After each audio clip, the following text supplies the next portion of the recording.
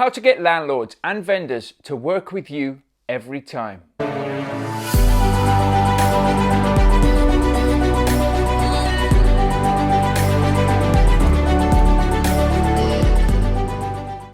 Hello, my name's Mark Fitzgerald. It's fantastic to have you joining me here at the Property Unleashed. This is a channel where I help you with property investing, becoming the entrepreneur that you want to become, and a little bit of mindset. So how do you get vendors or landlords to work with you with whatever property strategy you're trying to do? Now, predominantly, I'm known for rent to rent and setting up HMOs, and we do serviced accommodation as well. But when you're out there, these tactics can help you get deals, can help you work with vendors, landlords, investors. And one of the main things that I see missed a hell of a lot when people are talking to investors, landlords and things is, what do they actually want? You know, we all can try and shoehorn our product, our deal, the way that we want to do things, and try and force other people to do what we want. And that's the wrong way to go about it. We've always got to be looking for, and if you've watched any of my videos before or listened to any of the podcasts, you'll have heard me say it needs to be a win-win.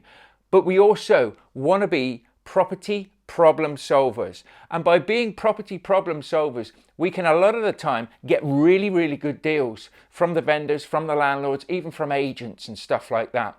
So how do we go about this? And this is something that not everybody teaches, but I do with my students in my products, and I am on my channel as well, just to help more and more people understand that when you get into property, you are really becoming a sales person. Now, a lot of people think of sales and go, oh, sales is sleazy. I don't want to be a saleswoman or man or anything like that, because salespeople, well, they suck at the end of the day. But we are salespeople. Every day of our lives, we are always selling something. If you want to go and see the latest movie and you want to take your friend with you, you're selling that movie to them, for them to go with you, or to the local restaurant, or whatever it is. So get used to it, embrace it, but look at different techniques when it comes to sales as well. It's not very difficult. Some people will find sales very difficult, and some people will find sales really, really easy. Sales is really just about communicating and holding a good conversation with people and looking for what they want. You cannot sell a product to anybody. So if you're looking to do a rent-to-rent deal, for argument's sake, you cannot sell them the 5-year contract, the guaranteed rent, the taking care of minor maintenance, all the things that are in our head that we think, it's a no-brainer. Of course that's what they're going to want. We cannot be 100% sure about that. So talk to people. How long would you like to do the contract? You can sow the seed by saying, we typically do 5-year deals for peace of mind, so we can control the property and make sure that we're looking after it and doing a good job for you. Let them then say, yeah, I'm happy with that. Rather than, we do 5-year contracts, that's how we do business.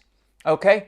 You need to be sowing the seed, but you need to be asking people as well. We take care of the minor maintenance issues, but we don't take care of white goods, boilers, electrics, and obviously the building. But of course you can have insurance cover to look after those things. And as a landlord, you probably already got those in place. Is that correct? Then they can go away, they can think about these things. But you're not saying you won't do anything. You're just saying what you do and selling it to them as well. So they may say, well, I haven't got boiler cover. Well, that's no problem. We can sort that out for you. And we can sort out maybe having some cover on the white goods as well for you, so that everything's looked after, everything is in hand. So you want to start, when you're talking to landlords, when you're talking to agents, and that goes if you're trying to buy properties as well, you want to start talking to people in their language. You want to be asking them questions that really you are telling them the service that you offer. Okay?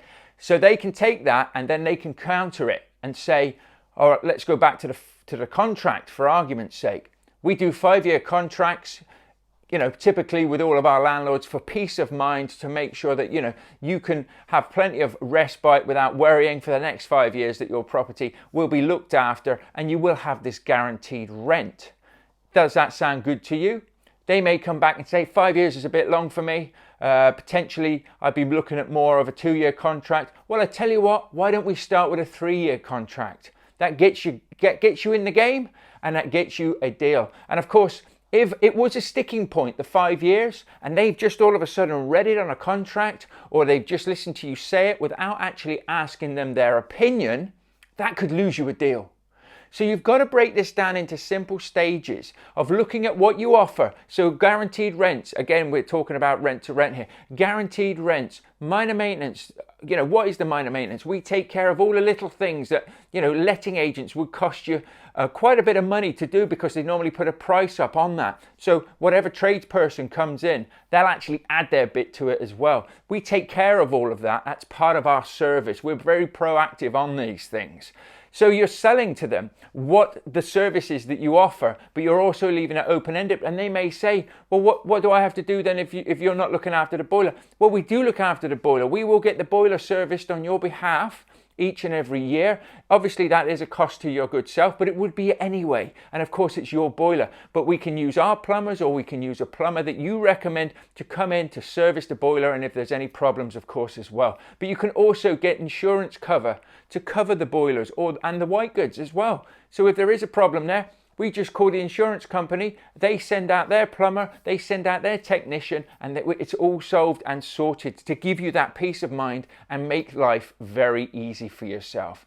So make sure when you're negotiating, and whatever you're trying to negotiate, that yes, you put to the other party exactly what it is you do and how your business operates, but equally leave your questions or the way that you're coming across and putting it to them open-ended for them to be able to speak to you about it, so that you don't all of a sudden agree everything, hand them a contract, they read something that potentially they don't agree with, and you lose the deal. I see this far too many times, and this is something that I always work on with my students as well, to make sure that they're getting good deals and they're getting those good deals over the line. If you're interested in any of the free tools and resources that we offer and we put out there to help you with your property investing, with your rent-to-rent journey, with your serviced accommodation, HMOs, whatever, then visit thepropertyunleashed.com, because we have free tools and resources for you there. Hell, we even have a free masterclass to get you started in rent to rent, to give you the basic groundings. And then of course, if you really want to dig deep and you want to have that support and that hand holding and coaching to make sure that you're doing good deals and building a successful property business, then we have the rent to rent business builder. And if you're looking at doing serviced accommodation, we have the ultimate serviced accommodation business builder as well. So do check those out, and if you'd like to find out more, then please feel free to reach out to me as well.